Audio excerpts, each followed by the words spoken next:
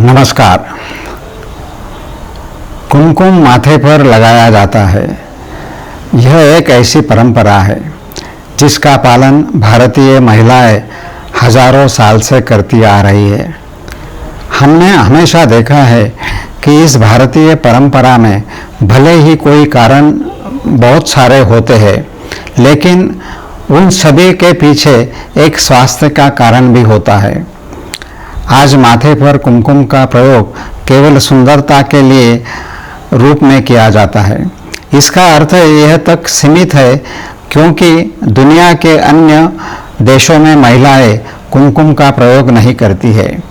इसलिए यह गलत धारणा है कि इसका प्रयोग यही तक सीमित हुआ है।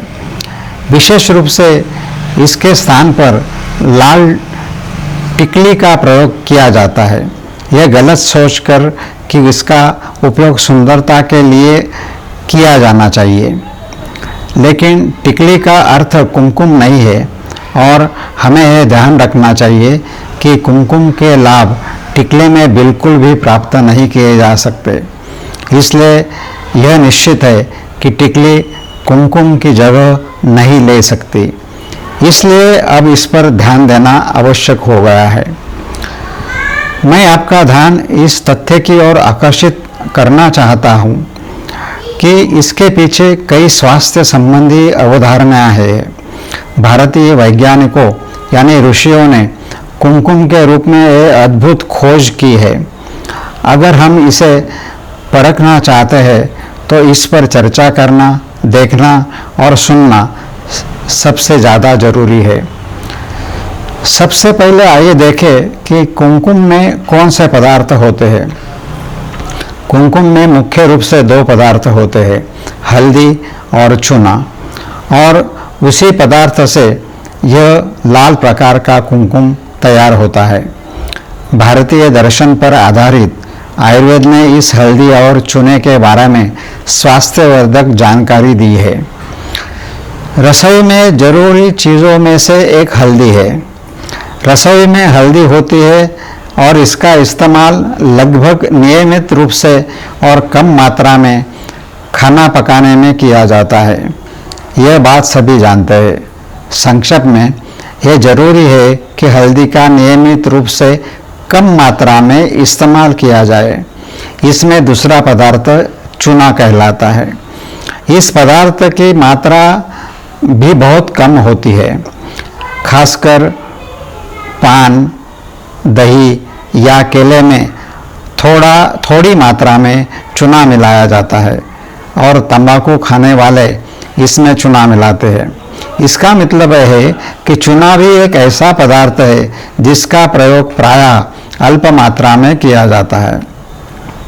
यदि हम इन दोनों पदार्थों को एक दूसरे के अनुसार देखें तो ये अल्प मात्रा में प्रयुक्त होने वाले पदार्थ है।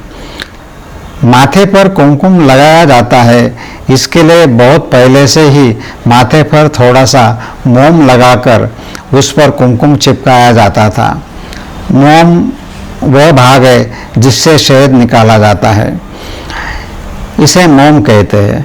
शहद एक योगवाही है, अर्थात यह जिस वस्तु के साथ शरीर में दिया जाता है उसके गुणों को बढ़ा देता है, और इसलिए उस मोम और कुमकुम के संयोग से यह सब अल्प मात्रा में शरीर में फैल जाता है। इससे होने वाले लाभ देखने लायक है। आयुर्वेद के अनुसार जिस स्थान पर कुमकुम लगाया जाता है वहाँ एक मर्म होता है, और यह निश्चित है कि इस स्थान को देखकर सूक्ष्म रूप से शरीर में प्रवेश किया जाता है, और वहाँ से यदि यह प्रवेश इस कुमकुम के माध्यम से सभी शरीर में चला जाए तो शरीर को कई लाभ मिल सकते हैं। हम ये लाभ विशेष रूप से महिलाओं के मामले में देख रहे हैं। सभी जानते हैं कि हल्दी त्वचा का रंग निखारने वाली होती है, इसलिए इसका चेहरे पर निश्चित रूप से अच्छा प्रभाव पड़ता है, और चूंकि यह नियमित रूप से शरीर के सूक्ष्म परिसंचरण में आती है, इसलिए पूरे शरीर में त्वचा का रंग भी निखरता है। सभी यह भी जानते हैं कि हल्दी त्वचा विकारों के लिए उपयोगी है। इसलिए चूंकि हल्दी का उपयोग नियमित रूप से चेहरे और शरीर पर कुंकू के माध्यम से किया जाता है, त्वचा विकार विशेष रूप से महिलाओं के मामले में मुहासे और फुंसियाँ अवांछनीय है और इस कुमकुम का उपयोग उन्हें प्रभावित करने में मदद करता है। अब आइए महिलाओं के मामले में एक अद्भुत और आश्चर्यजनक खोज देखें। फीकापन या पांडु, जिसे एनीमिया कहा जा सकता है, महिलाओं में एक नियमित घटना है। मासिक धर्म के कारण इस प्रकार के होने की सबसे अधिक संभावना है।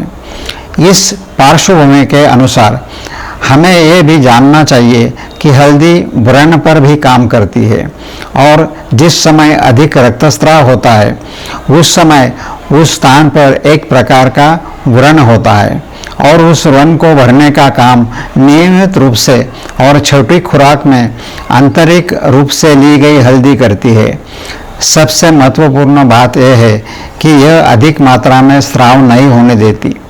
अगर श्वेत प्रदर भी होता है तो एक तरह का व्रण होता है और उस पर भी ये काम करता है और इसलिए ये तो तय है कि गर्भाशय से जुड़े जितने भी विकार हमें मुख्य रूप से दिखाई देते हैं उनमें से हल्दी से राहत मिलती है। आयुर्वेद में हल्दी को प्रमेह रोग, जिसे डायबिटीज़ भी कहा जा सकता है, उसके लिए सर्वोत्तम बताया गया है। इसलिए यह निश्चित है कि इस प्रकार शरीर को नियमित रूप से हल्दी की आपूर्ति करने से मधुमेह से बचाव हो सकता है। दूसरा पदार्थ है चूना। आहार में चूने की अधिक मात्रा में सेवन नहीं किया जाता, इसलिए इसका उपयोग कुमकुम के रूप में किया जाता है। हम जानते होंगे कि यदि चूने को किसी ताज़ा घाव पर लगाया जाए तो घाव जल्दी भर जाता है, जैसा कि हमने हल्दी के साथ देखा है। यदि गर्भाशय में स्राव अत्यधिक हो तो यह चूना छोटी खुराक में उस घाव को भरने में मदद कर सकता है और इसलिए इसका उपयोग किया जाता है। चूना सिर पर काम करता है, ये दिमाग पर काम करता है, इसलिए चूने का उपयोग मानसिक विकारों में भी किया जाता है। यदि इसे इस प्रकार नियमित रूप से छोटी खुराक में दिया जाए तो ये महिलाओं को अधिक लाभ पहुंचाता है, क्योंकि महिलाओं को चंचला कहा जाता है, अर्थात इनकी मानसिक स्थिति जल्दी बदल जाती है। इसके लिए चूना उन्हें दिमाग को शक्ति देने का काम कर सकता है। चूँकि चूना एक क्षार पदार्थ है, इसलिए यह शरीर में अधिक मात्रा में उपयोगी नहीं हो सकता, इसलिए इसे इस तरह की कम मात्रा में शरीर तक पहुंचाना बेहतर है और यह स्वास्थ्य के लिए फायदेमंद है।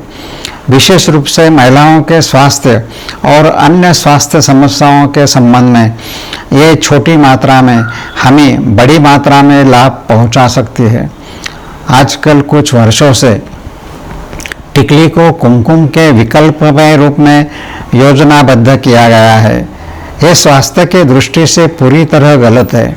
भारतीय परंपरा में आए कुमकुम का मूल उद्देश्य आयुर्वेदिक विज्ञान और भारतीय दर्शन, इसे ध्यान में रखते हुए हमें कुमकुम का उपयोग इसके दैनिक रूप में करना चाहिए। महिलाओं को यह दृढ़ निश्चय करना चाहिए, इसलिए हम वर्णित उपयोगों की तुलना में दोनों के एक साथ अधिक लाभ प्राप्त कर सकते हैं और महिलाओं को स्वस्थ सौंदर्य के साथ साथ इससे कई लाभ मिल सकते हैं। इसलिए इसे इस तरह से देखना आवश्यक है और इसलिए इसका उपयोग क्यों करना है, कैसे करना है, ये हमारे लिए निर्णय लेने का समय आ चुका है। धन्यवाद। सब्सक्राइब कीजिए, शेयर कीजिए।